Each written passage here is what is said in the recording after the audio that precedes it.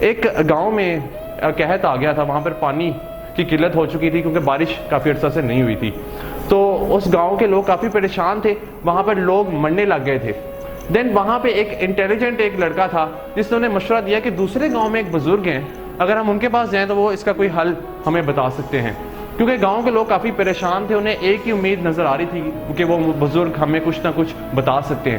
دین وہ سارے جو گاؤں کے لوگ تھے ان میں سے انہوں نے کچھ چند لوگوں کو چنا، جیسے آپ لوگوں کو چنا گیا یہاں پہ، تو ان چند لوگوں کو چنا.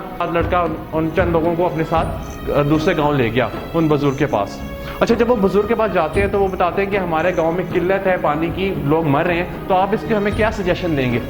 وہ بزرگ انہیں بتاتے ہیں، وہ کہتے ہیں کہ اگر آپ میں سے ہر بندہ کنویں کے اندر بغیر دیکھے ایک گلاس دودھ ڈال دے تو کل تک آپ کے گاؤں میں بارش ہو جائے گی.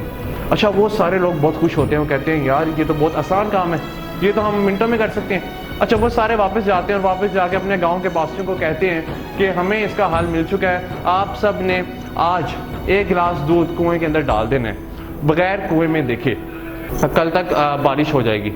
دین کیا ہوتا ہے کہ رات کا وقت ہوتا ہے اور اس میں سے ایک لالچی شخص یہ سوچتا ہے کہ باقی سب لوگ تو ایک گلاس دودھ اس کنویں کے اندر ڈال رہے ہیں، تو کیوں نہ میں ایک گلاس پانی اس کنویں کے اندر ڈال دوں، کسی کو پتہ بھی نہیں چلے گا اور میرا دودھ بھی بچ جائے گا.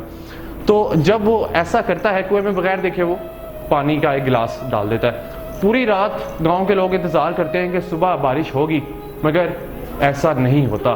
جب وہ سارے لوگ صبح اٹھتے ہیں تو وہ حیران و پریشان رہ جاتے ہیں کہ کہیں بارش کا کوئی نام و نشان نہیں ہے. وہ سارے لوگ پلان کرتے ہیں کہ کیوں نہ ہم اب کنویں میں جا کے دیکھیں، اب تو بارش ہوئی نہیں ہے تو اب ہمارے دیکھنے سے کوئی فرق نہیں پڑے گا. وہ سارے لوگ کنویں میں جاتے ہیں اور وہاں پہ جب دیکھتے ہیں تو وہ کیا دیکھتے ہیں کہ ہر جگہ وہاں پر آپ کو پانی ہی پانی نظر آئے گا، وہاں پہ آپ کو ذرا سا بھی دودھ نہیں نظر آتا. دین وہ ایک دوسرے کو دیکھتے ہیں اور وہ سمجھ جاتے ہیں کہ ہمارے گاؤں میں کیوں بارش نہیں ہو رہی، کیونکہ جو سوچ اس لالچی شخص کے ذہن میں آئی تھی وہی سوچ اس گاؤں کے ہر شخص کے ذہن میں آئی تھی کہ کیوں نہ میں ایک گلاس دودھ کی جگہ ایک گلاس پانی ڈال دوں. ہم یہ سوچتے ہیں، ہمارے پاکستان میں یہ بہت آپ کو نظر آئے گا کہ ہم سوچتے ہیں جب اسلام آباد کے اندر تبدیلی آئے گی، جب اسلام آباد کے اندر چینج آئے گا، جب ہماری حکومت بدلے گی تبھی ہم سارے چینج ہو گئے. ہم خود رسپانسبلٹی لینے سے انکار کر دیتے ہیں اور ہمارے اس میں میں سمجھتا ہوں ہمارے حکمرانوں کا بھی قصور ہوتا ہے، کیونکہ وہ ہمیں اتنی امید دلا دیتے ہیں کہ ہم جب حکومت میں آئیں گے تو ہم آپ کے حالات چینج کر دیں گے.